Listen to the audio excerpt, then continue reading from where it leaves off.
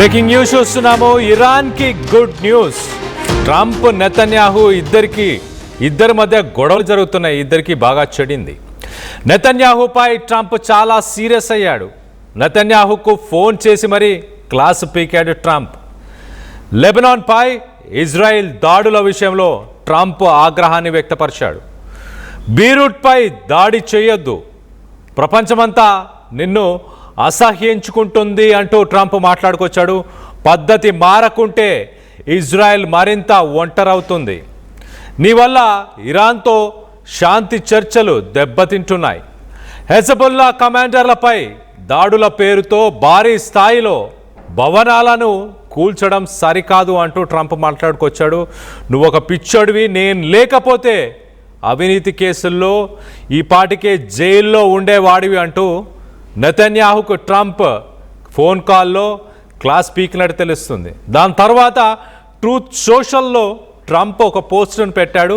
Netanyahu నా మాట వింటాడు, సైన్యాన్ని వెనక్కి తీసుకున్నాడు అంటూ ఆ ట్రూత్ సోషల్లో ట్రంప్ పెట్టిన ఆ పోస్టును కూడా ఒకసారి చదివి వినిపించే ప్రయత్నం చేస్తా. ఒకసారి మనం చూస్తే, I had a very productive call with Prime Minister Bibi Netanyahu. First లైన్లో I had a very productive call అంటూ మాట్లాడుతున్నాడు. కానీ వాస్తవానికి నెతన్యాహుకి ట్రంప్ కాల్ చేసి చెడమడ వాయించేశాడు. చాలా చాలా కోపానికి వచ్చినట్టు తెలుస్తుంది. నెతన్యాహును బాగా తిట్టినట్టు కూడా తెలుస్తుంది. అలాగే Israel and there will be no troops going to Beirut and any troops that are on their way have already been turned back. So మొత్తం మీద లెబనాన్ పైన ఏవైతే దాడులు జరుగుతున్నాయో మనం లెఫ్ట్ సైడ్ బాక్స్లో చూడొచ్చు. అవన్నీ కూడా ఇజ్రాయెల్ చేస్తున్న దాడులు. అలాంటి దాడులని ఇమీడియట్గా ట్రంప్ నెతన్యాహు నిలిపివేస్తా అన్నాడు. అలాగే ఏవైతే బలగాలు ప్రస్తుతానికి బైరూట్కి బయలుదేరి వెళ్తున్నాయో, ఆల్రెడీ దారిలో ఉన్నాయో, అవన్నీ కూడా వెనక్కి వచ్చేస్తాయి అంటూ ట్రంప్ చెప్పుకొచ్చాడు. అలాగే I had a very good call with Hezbollah and they agreed that all shooting will stop, that Israel will not attack them and they will not attack Israel. So హెజ్బుల్లాతో కూడా నేను మాట్లాడాను, ఇజ్రాయెల్తో కూడా మాట్లాడాను. ఇద్దరు ప్రస్తుతానికి ఒక సీజ్ ఫైర్ ఒప్పందానికి ఇరు దేశాలు ఒప్పుకున్నాయి అంటూ ట్రంప్ సోషల్ మీడియా మాధ్యమంలో పెట్టాడు. కానీ చాలా క్లియర్గా అసలు జరిగిన విషయాలను కూడా చెప్పే ప్రయత్నం చేస్తాం. మొదటగా ట్రంప్ నెతన్యాహు కాల్ చేసి అరవడం జరిగింది. అరుస్తూ చాలా క్లియర్గా you are F dot dot dot crazy, నువ్వు ఒక పిచ్చోడివి, అంటే you are a crazy person, you would be in prison if it weren't for me. నేను లేకపోయి ఉంటే నువ్వు ఈ పాటికి జైల్లో ఉండేవాడివి. నేను నిన్ను కాపాడుతున్నాను, అందరూ నిన్ను ద్వేషించుకుంటున్నారు. Everybody hates Israel because of this అంటూ మొత్తానికైతే ఆ ఫోన్ కాల్లో నెతన్యాహుకి ఒక క్లాసు పీకే ప్రయత్నం చేశాడు.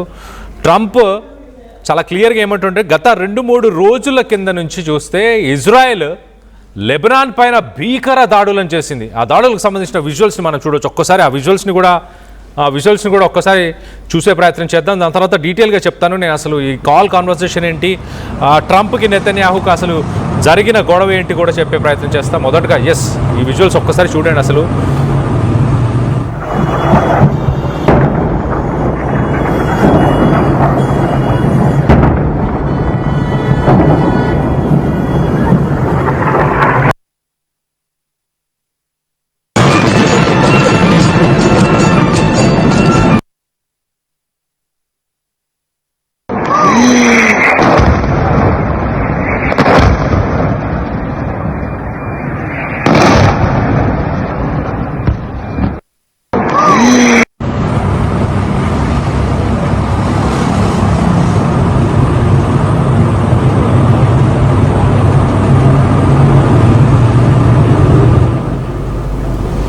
లెబనాన్ అనే దేశం పైన ఇజ్రాయెల్ దాడులని కంటిన్యూ చేస్తూనే వచ్చింది. అక్కడ ఎంతోమంది ప్రాణాలను కోల్పోయారు. దాదాపు 12 లక్షల మంది వాళ్ళందరూ వాళ్ళ నివాసాలని వదిలి వాళ్ళందరూ శరణార్థులుగా ప్రస్తుతానికి నార్దర్న్ లెబనాన్కి చేరుకున్నారు. అలాగే మిగతా దేశాలకు కూడా వెళ్ళే ప్రయత్నం చేస్తున్నారంటే అర్థం చేసుకోండి.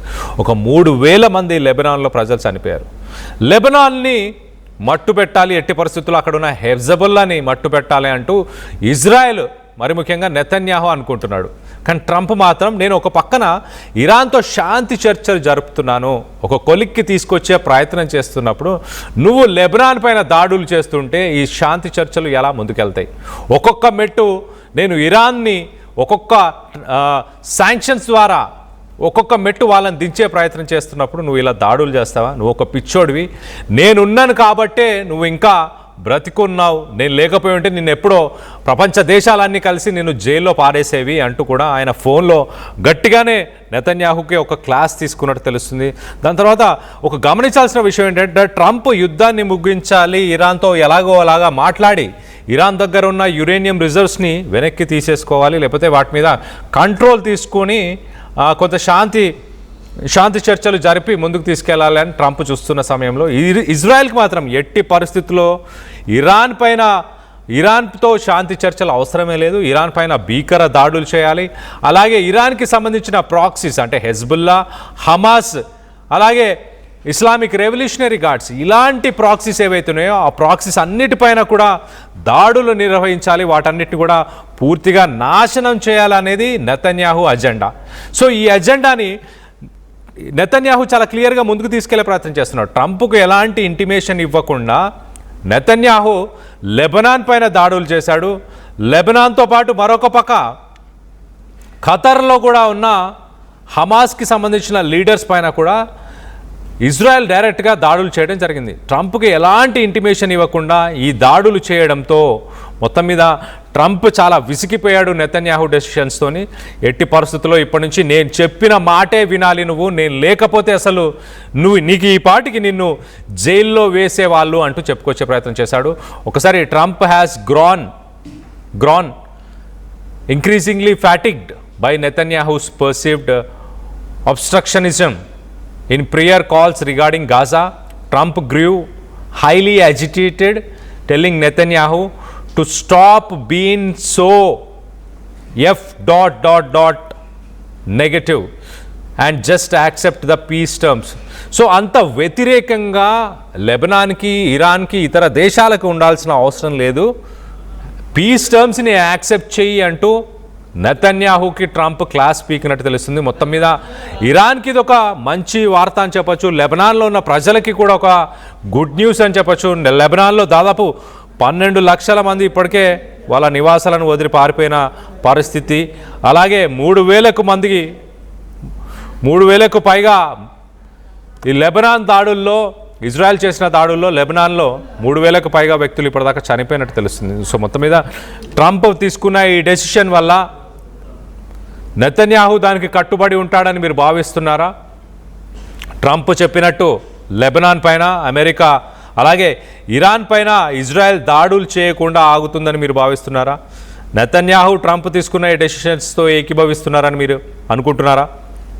మీ అభిప్రాయాలు ఏంటనేది కింద కామెంట్ రూపంలో తెలియపరచండి.